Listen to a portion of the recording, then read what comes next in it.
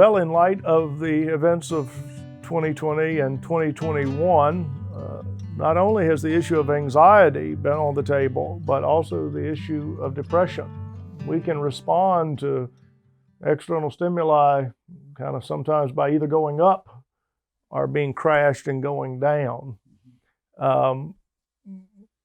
Christianity, again, gives us a way to think through depression. And some of the scriptures that come to my mind, one's dealing specifically with death, where Paul tells the Thessalonian believers that I want you to grieve, but don't grieve as those who have no hope. And I think that is such the appropriate place when we think about depression. If we say the world isn't a depressing place sometimes, I would say, well, obviously something is wrong with what you're seeing, because and in the Old Testament, the role of a good lament, like to say, to say that, look, this is a broken situation. This is wrong. This is bad. This is unjust.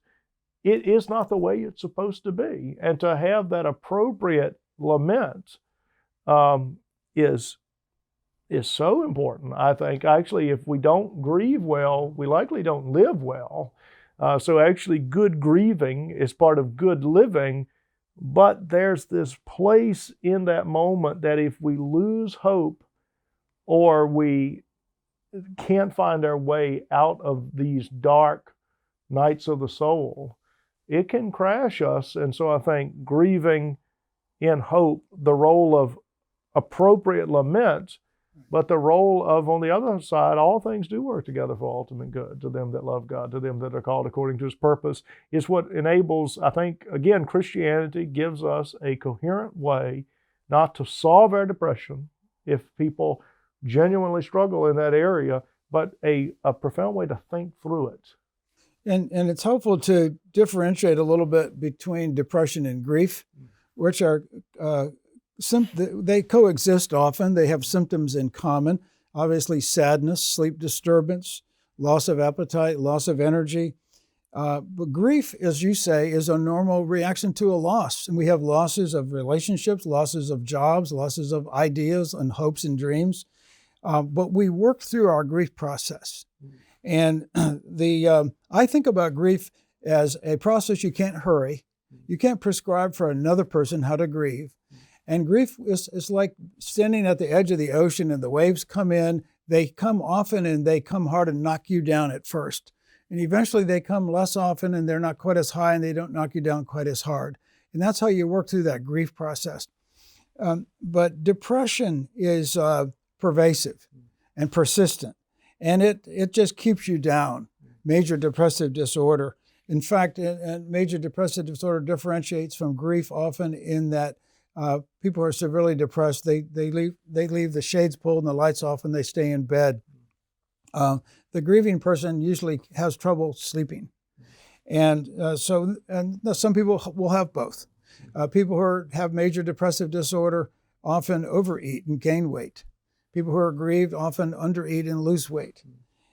People who have major depression have overwhelming feelings of worthlessness. And in the United States, in 2020, it's estimated that people in the age of young adults between 18 and 29, about 21% of them suffer from depression. Now, it may not be major, it would not be major depressive disorder, but a level of depression. As you indicate with the Beck Depressive Inventory, you have a low level, moderate, and severe. People in the ages of 45 and up, it's 18%. So, somewhere in the range of 20% of our population suffers with depression at any given time. And as we said earlier, depression and anxiety often coexist. Depends on the underlying. Sometimes if you're anxious long enough, it wears you down until you act and look and feel depressed. It is a matter of not giving into it, of fighting it, of doing battle against depression. I don't like to hear people say my depression. I don't like them to say it makes me this way, because it doesn't have control over you unless you let it. But it can get control if you do take that passive approach. So here again, I think the spiritual resources are so important if we're going to do battle with our depression. Right. Right. Like to an excellent place for, again, the Christian worldview. God is here. He is able.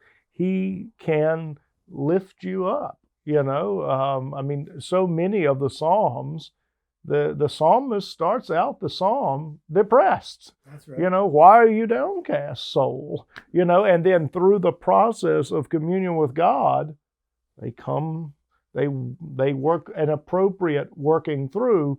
And if I guess you don't work through, it can be pervasive, and we'll talk about biology in a bit. But it's the moment you no longer have spiritual resources to go against it, then there you are. Again, I think it's so important for those listening with the statistics you gave that Christianity does not stop you from being depressed. Right. It gives you the resources to address your depression and thoughtful and meaningful ways to think through it. And getting that in view, it's not a failure to be depressed. It is just you do have the responsibility, however, to deal with it, and you have the resources in Christ to do just that.